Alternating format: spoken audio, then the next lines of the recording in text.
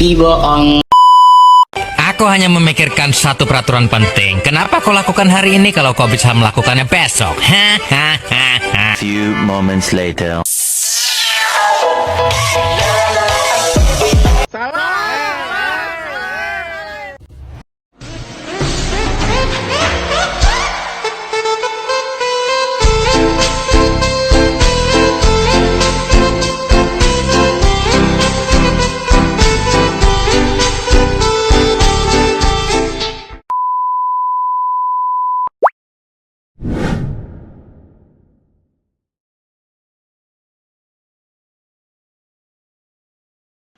Assalamualaikum warahmatullahi wabarakatuh. Halo teman-teman, perkenalkan nama saya Hestia dari kelas 3B Prodi Akuntansi. Di sini saya akan menjelaskan tentang tantangan dan peluang dalam keuangan dan perbankan syariah di Indonesia. Pendahuluan. Keuangan dan perbankan syariah di Indonesia mengalami perkembangan yang pesat. Tantangan dan peluang dalam sektor ini sangat penting untuk dipahami.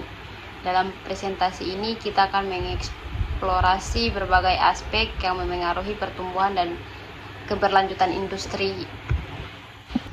Sejarah perbankan syariah. Perbankan syariah di Indonesia dimulai pada tahun 1992 dengan berdirinya Bank Muamalat. Sejak saat ini industri ini terus tumbuh menawarkan produk yang sesuai dengan prinsip syariah. Pemahaman tentang sejarah ini penting untuk memahami perkembangan saat ini. Sejarah perbankan syariah juga dapat dibagi menjadi dua era utama. Era klasik yang berakar pada prinsip-prinsip keuangan Islam kuno dan era modern yang dimulai pada pertengahan abad ke-20 sebagai respon terhadap kebutuhan sistem keuangan yang bebas bunga atau riba.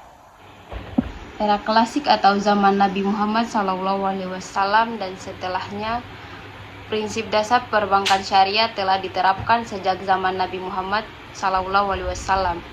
Aktivitas ekonomi saat ini didasarkan pada prinsip-prinsip syariah Islam. Prinsip syariah Islam yang melarang. Pertama, riba. Praktik penambahan nilai atau bunga dalam transaksi pinjam-meminjam. Yang kedua, maisir. Transaksi yang bersifat spekulatif atau perjudian. Ada juga gharar, ketidakpastian atau ambiguitas dan kontrak transaksi. Konsep keuangan seperti mudharabah atau bagi hasil dan musyarakah atau kemitraan sudah dikenal dan dipraktikkan dalam perdagangan dan investasi. Meskipun belum dalam bentuk institusi bank yang terstruktur seperti sekarang, era modern atau abad ke-20 hingga sekarang perbankan syariah muncul sebagai solusi atas keresahan umat muslim terhadap sistem perbankan konvensional yang menggunakan bunga. Yang pertama, eksperimen awal atau dekade 1960-an. Midgam Mesir 1963 didirikan sebagai bank syariah modern pertama yang beroperasi tanpa bunga. Fokusnya adalah tabungan dan investasi lokal, dan model ini berfungsi sebagai percontohan penting meskipun sempat terhenti karena alasan politik. Yang kedua, pendirian institusi internasional atau dekade 1970-an. Islamic Development Bank didirikan oleh Organisasi Kerja Islam atau OKI sebagai lembaga keuangan multilateral untuk mendukung pembangunan ekonomi di negara-negara anggotanya berdasarkan prinsip syariah. Yang ketiga, ekspansi global atau dekade 1980-an dan seterusnya. Konsep ini menyebar ke berbagai negara. Bank-bank syariah didirikan di Eropa seperti pendirian Islamic Investment di London oleh Kleinwort Benson pada tahun 1986. Pakistan menjadi pelopor dalam mengkonversi seluruh sistem perbankan yang menjadi syariah pada tahun 1985. Di Indonesia, perkembangan perbankan syariah mengalami beberapa tahap penting. Prakarsa awal atau 1980-an, pembahasan tentang perbankan syariah sudah dimulai namun belum terrealisasi menjadi institusi perbankan resmi. Pendirian Bank Muamalat Indonesia atau BMI tahun 1991 sampai 1992 merupakan hasil kerja tim perbankan Majelis Ulama Indonesia atau MUI.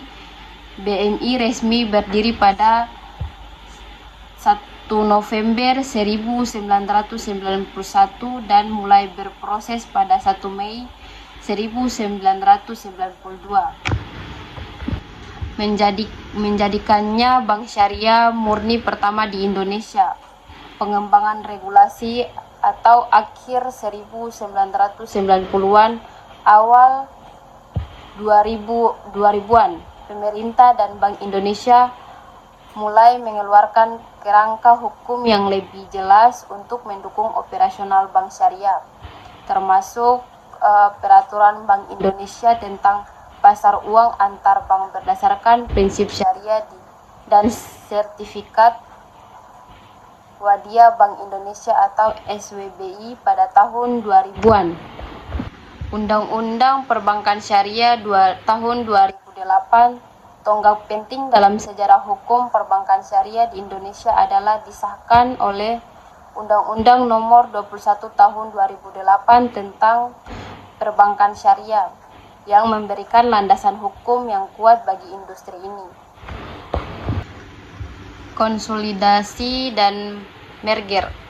Pada tahun 2021, 3 bank syariah milik BUMN yaitu Bank BRI Syariah, Bank Syariah Mandiri, dan Bank BNI Syariah dimerger menjadi Bank Syariah Indonesia atau BSI pada Februari 2021. Langkah ini bertujuan untuk menciptakan bank syariah yang lebih besar dan kompetitif secara nasional maupun global. Saat ini, perbankan syariah telah berkembang menjadi bagian penting dari sistem keuangan global dan Indonesia menawarkan berbagai produk dan layanan yang sesuai dengan prinsip-prinsip Islam. Ada juga prinsip dasar syariah. Perbankan syariah beroperasi berdasarkan prinsip keadilan, transparansi, dan larangan riba. Ini menciptakan sistem yang lebih etis dan berkelanjutan. Memahami prinsip-prinsip ini adalah kunci untuk menavigasi tantangan di sektor ini. Prinsip dasar syariah yang merupakan hukum Islam yang diturunkan Allah Subhanahu wa taala bertujuan utama untuk mencapai kemaslahatan atau kebaikan bagi umat manusia, baik di dunia maupun di akhirat. Prinsip-prinsip ini berakar kuat pada Al-Quran dan hadis. Berikut adalah beberapa penjelasan lebih rinci mengenai prinsip-prinsip dasar syariah. Yang pertama, prinsip universal atau maqasid syariah. Tujuan utama syariah adalah untuk melindungi 5 kebutuhan esensial atau pokok manusia yang dikenal sebagai maqasid syariah. Ada juga hifadz adin atau menjaga agama, melindungi kebebasan beragama dan keyakinan. Ini mencakup kewajiban menjalankan ibadah dan larangan terhadap kemurtadan atau pemaksaan keyakinan. Yang kedua, prinsip fundamental dalam pelaksanaan hukum. Selain tujuan universal, terdapat prinsip-prinsip operasional yang menjadi landasan dalam penerapan syariah sehari-hari. Prinsip tauhid, keyakinan mutlak bahwa segala hukum dan aturan berasal dari Allah Subhanahu wa taala dan manusia adalah hamba yang terikat pada aturannya. Prinsip keadilan dan keseimbangan, syariah menekankan keadilan dalam semua aspek kehidupan, baik dalam hubungan antar individu maupun dalam sistem sosial dan ekonomi. Setiap hak harus dipenuhi dan setiap kewajiban dilaksanakan secara seimbang. Ada juga prinsip kemerdekaan dan persamaan, menghargai kebebasan individu sepanjang tidak melanggar batasnya syariah serta mengakui persamaan martabat semua manusia di hadapan hukum. Yang ketiga, prinsip dalam transaksi keuangan atau muamalah. Dalam bidang ekonomi dan keuangan, prinsip-prinsip syariah melarang elemen-elemen yang dianggap merugikan dan tidak adil. Larangan riba, melarang segala bentuk bunga atau tambahan dalam transaksi pinjam ataupun jual beli yang tidak setara. Larangan gharar, menghindari ketidakpastian, ambiguitas atau transaksi yang mengandung unsur penipuan. Transparansi adalah kunci dalam setiap akad syariah. Ada juga larangan masyir, melarang perjudian atau spekulasi murni yang melibatkan untungan-untungan tanpa kerja nyata. Prinsip berbagai risiko mendorong kemitraan seperti mudharabah atau musyarakah, di mana keuntungan dan kerugian dibagi bersama secara adil, bukan hanya membebankan risiko pada satu pihak. Ada juga tantangan regulasi. Salah satu tantangan utama adalah regulasi yang sering berubah. Kebijakan pemerintah dan standar syariah yang ketat dapat memengaruhi operasional bank syariah. Memahami regulasi ini penting untuk memastikan kepatuhan dan keberlanjutan. Tantangan regulasi merujuk pada berbagai hambatan dan kesulitan dalam permusuhan, penerapan dan penegakan hukum, aturan atau pedoman yang mengatur suatu kegiatan, sektor, industri, ataupun pemerintah. Tantangan ini berdampak signifikan terhadap efisiensi operasional, inovasi, dan kepastian hukum. Berikut adalah penjelasan detail mengenai tentang regulasi, dikelompokkan berdasarkan sifat dan dampaknya. Pertama, kompleksitas dan inkonsisten regulasi. Tumpang tindih peraturan. Salah satu tantangan paling umum di Indonesia adalah tumpang tindih antara peraturan di tingkat pusat dan daerah ataupun antar kementerian lembaga yang berbeda. Hal ini menciptakan kebingungan dalam pelaksanaan hukum, ketidakpastian bagi investor, dan birokrasi yang panjang, ketidakjelasan dan ambiguitas. Regulasi yang tidak jelas atau multitafsir menyulitkan pihak yang diatur untuk mematuhi aturan secara konsisten. Hal ini juga membuka ruang untuk penegakan hukum yang diskriminatif atau negosiasi di lapangan. Banyak peraturan atau volume regulasi yang sangat besar dan terus bertambah membuat mustahil bagi entitas, terutama usaha kecil, untuk memahami dan mematuhi semua persyaratan yang berlaku. 2. Kesenjangan implementasi dan penegakan hukum.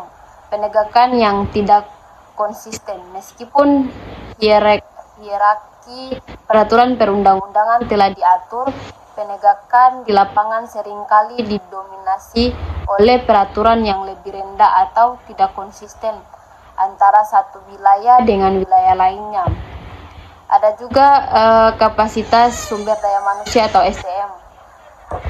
Kurangnya SDM yang berkualitas dan memahami isu teknis, misalnya isu lingkungan, teknologi digital, di lembaga regulator daerah dapat menghambatkan perencanaan dan pelaksanaan program yang efektif. Akses informasi yang sulit, pihak yang diatur seringkali kesulitan mengakses informasi terkini mengenai kewajiban kepatuhan atau perubahan regulasi, terutama jika informasi tersebut tersebar di berbagai portal atau tidak terdigitalisasi dengan baik. 3. Dinamika perubahan lingkungan. Perkembangan teknologi yang cepat, sektor seperti ekonomi digital, kecerdasan buatan atau AI, dan bioteknologi berkembang sangat pesat, seringkali melampaui kemampuan regulator untuk membuat aturan yang relevan dan efektif. Regulasi yang dibuat hari ini bisa jadi sudah usang besok. Perubahan global, perdagangan internasional, dan isu lintas batas seperti perubahan iklim atau standar data global menuntut adaptasi regulasi nasional dengan cepat yang bisa menjadi tantangan regulasi logistik dan politis, ketidakpastian politik dan kebijakan, perubahan arah kebijakan akibat pergantian pemerintah atau tekanan politik dapat menyebabkan revisi regulasi secara mendadak, mengganggu stabilitas iklim investasi dan bisnis. Yang keempat, dampak ekonomi dan sosial. Beban kepatuhan atau compliance burden. Mematuhi regulasi memerlukan biaya, waktu, dan tenaga. Beban ini dapat menghambat efisiensi operasional, terutama bagi usaha mikro, kecil, dan menengah atau UMKM. Hambatan inovasi.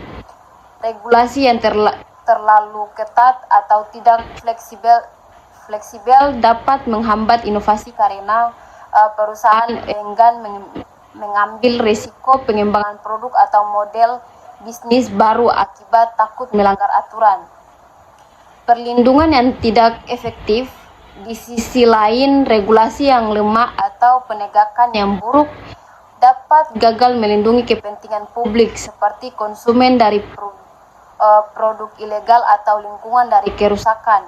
Secara keseluruhan, tantangan regulasi berakar dari kompleksitas dunia modern dan kesulitan dalam menciptakan aturan yang seimbang, adaptif, dan dapat ditegakkan secara adil dan konsisten. Ada juga persaingan dengan bank konvensional. Bank syariah menghadapi persaingan yang ketat dari bank konvensional.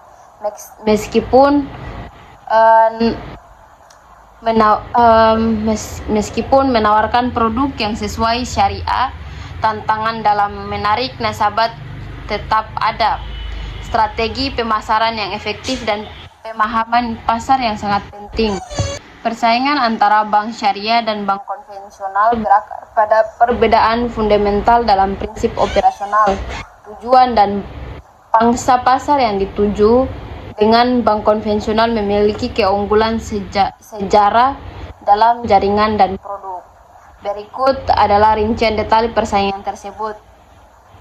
Yang pertama, perbedaan prinsip operasional.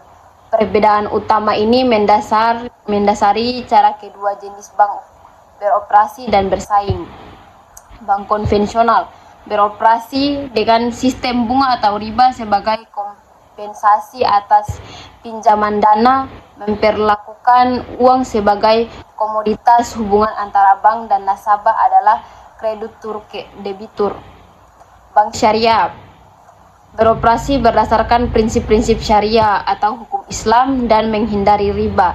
Model bisnisnya melibatkan transaksi berbasis aset seperti bagi hasil atau mudharabah musyarakah, jual beli atau murabahah, dan sewa atau ijarah. Tujuannya tidak hanya mencari keuntungan tetapi memastikan transaksi yang etis dan adil. Yang kedua, keunggulan kompetitif. Setiap jenis bank memiliki keunggulan tersendiri dalam persaingan. Aspek keunggulan bank konvensional,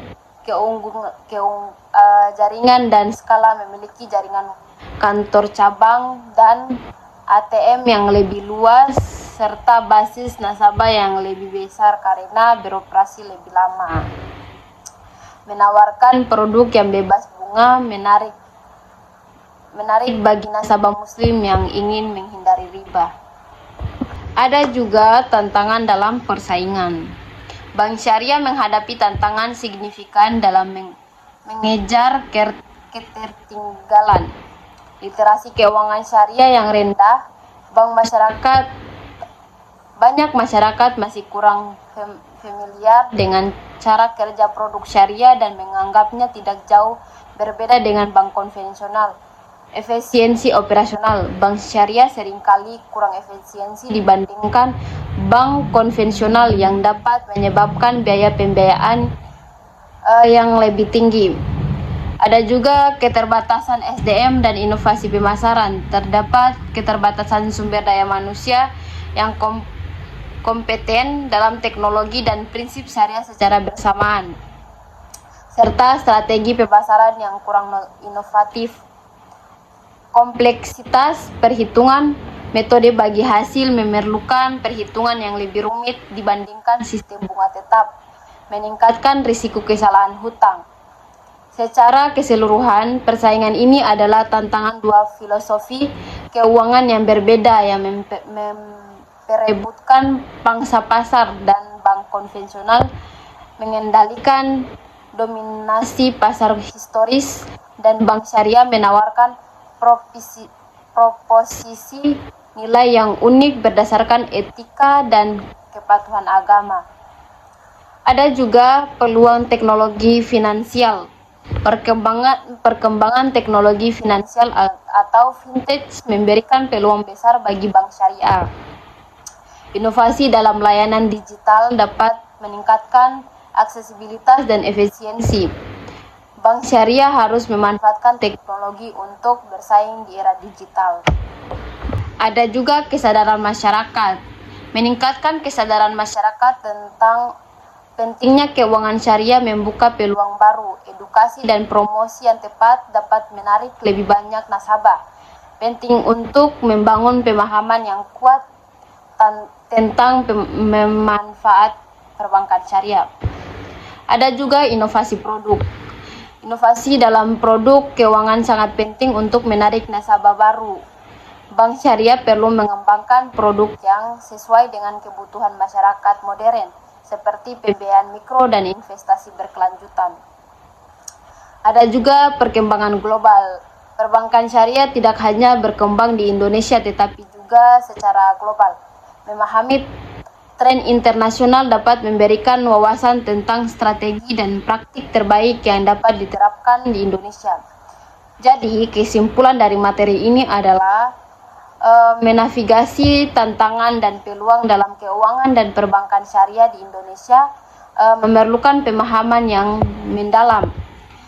Dengan memanfaatkan teknologi, inovasi, dan kesadaran masyarakat, bank syariah dapat tumbuh dan bersaing di pasar yang semakin kompleks.